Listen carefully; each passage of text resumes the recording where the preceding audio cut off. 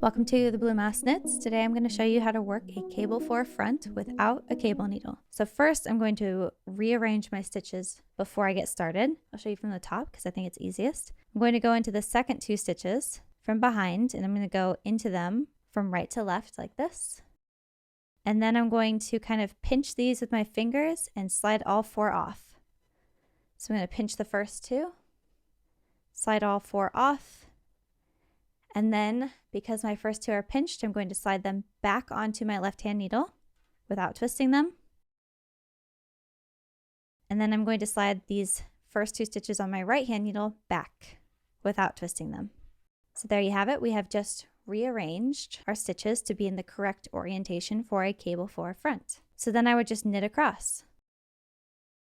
So there you have it. That is how to work a cable for a front without using a cable needle. Thank you so much for watching. If you found this video helpful, please give it a like and subscribe. It really helps the channel out. And if you would like more tutorials and free patterns, you can find them on my channel here. I also sell patterns on Etsy and Ravelry.